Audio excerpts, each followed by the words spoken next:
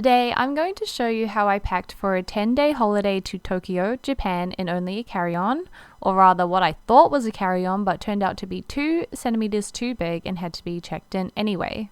Considerations. The typical advice is to pack basics and neutrals that can be easily matched together. However, my wardrobe and aesthetic isn't exactly what you'd call minimalist or neutral, or even modest. However, it does consist of a solid color palette of pink, white, black, red, and gold, and I can dress in a few different adjacent aesthetics such as princess core, e-girl, coquette, or whatever the fuck this thing is. It is also important to consider the weather and the activities. The weather was warm and the activities was mostly walking and some partying. I wanted to be cuter and girlier with more frills and lace and fluff with a focus on white and pink. If it wasn't for my period, I wouldn't have packed black at all. I'm not sure why people like to go to Pinterest to plan their holiday outfits. I think you need to use your own outfit photos. So I went and stalked myself and made my own mood board. Preventing overpacking. I use the 5-4-3-2-1 method to pack. I will put a link to the original blog post in the description. It's an interesting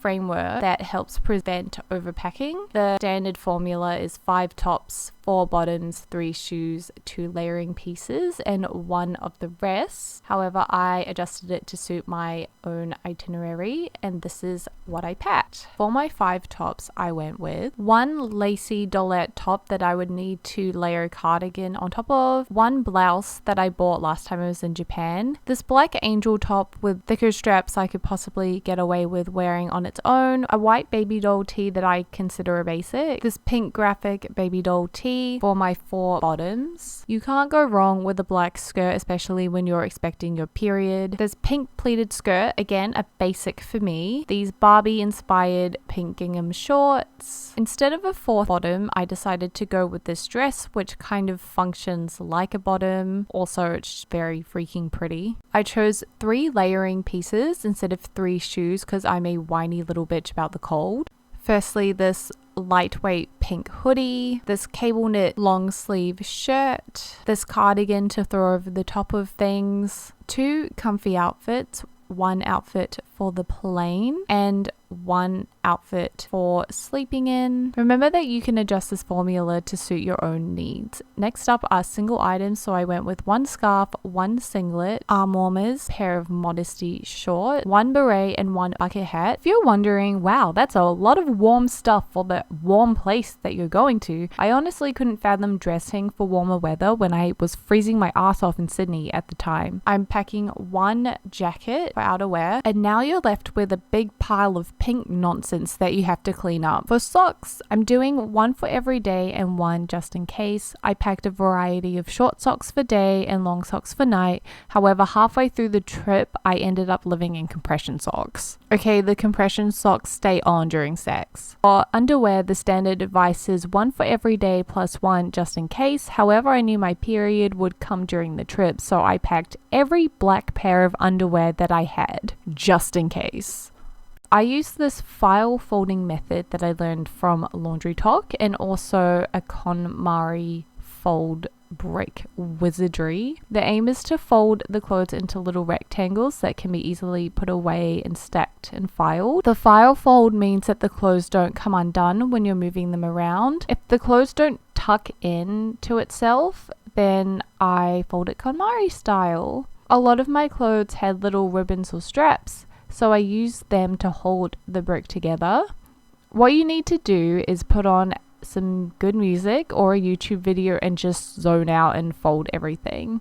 And yes, I folded all 10,000 pieces of underwear while watching some sort of toxic YouTube drama. Okay, now that we have a pile on my very hygienic floor, it's time to pack them into packing cubes to keep things organized. I have these overpriced Sanrio packing cubes because I'm my Melody's little bitch. I try to keep the same category in one cube if possible. I also use these $9 packing cubes from Kmart, which are a more affordable option if you don't feel like paying the kawaii tax. Now that clothes are all packed, let's do the rest. So for makeup, I'm bringing this ColourPop eyeshadow palette, brushes, eyeliner, and an eyebrow pencil. I'm not much of a makeup guru. I literally only know how to do eyes, and I don't care to learn the rest.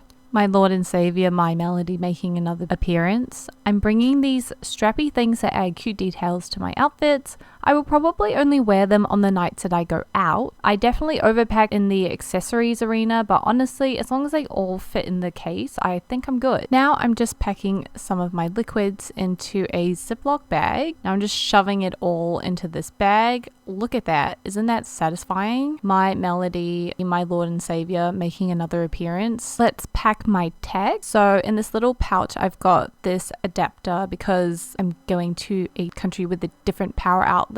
This battery pack, another battery pack, spare charging cable, a micro USB charger with a USB 3 adapter, and my main charging cable, which is a USB 3 one, and my old phone with a micro USB to USB 3 adapter. Okay, can't have too many adapters and too many battery packs and a spare phone. Now that that's overpacked, let's put everything into the suitcase. This step is pretty easy because now it's just these big cubes that we need to fit in and Tetris inside, and look at that. So easy. Lastly, I'm going to pack my backpack. Got a reusable shopping bag, eye mask, a Sailor Moon handkerchief to dry my hands because there's no hand dryers in Japan, some tissues, an art book, some masks, a little like first aid goodie bag filled with tissues and band-aids and shit, honey soy chicken chips because I refused to buy them at the airport, my overpacked pouch of tech, some pretty glasses, some sunglasses, my tote bag that has my art on it, some other toiletries that I forgot about, and some antibacterial wipes because planes are gross. Now let's take a quick look at all the outfits I was able to put together. So on Monday, I wore the princess looking top with the pleated skirt. On Tuesday, I rented a kimono. But to get to the kimono, I had to wear Wednesday's outfit, so I wore Wednesday's outfit twice. It's pretty basic, it's just a top and shorts. On Wednesday, I wanted to go shopping, so I lived my best fashion girly life. Look, it's my modesty shorts. It was full period ahead with my black skirt and my compression socks. On Friday, I realized I'd packed way too warmly, and I had to bust out one of the new purchases to wear, otherwise I was gonna die in my long sleeve top. It was Spicy Shoulders Saturday with this dress, and on Saturday night, I wore two tops that I could not rewear because they smelled like cigarettes. On Sunday, I figured out I could turn my long sleeve blouse into a short sleeve blouse. On Monday, I was completely out of clothes due to the cigarette debacle on Saturday. On Tuesday, I wore every pretty thing that I bought because I was terrified of losing it in my checked-in baggage. Hope you enjoyed the video. I'll see you in 2 weeks for more shenanigans. Goodbye.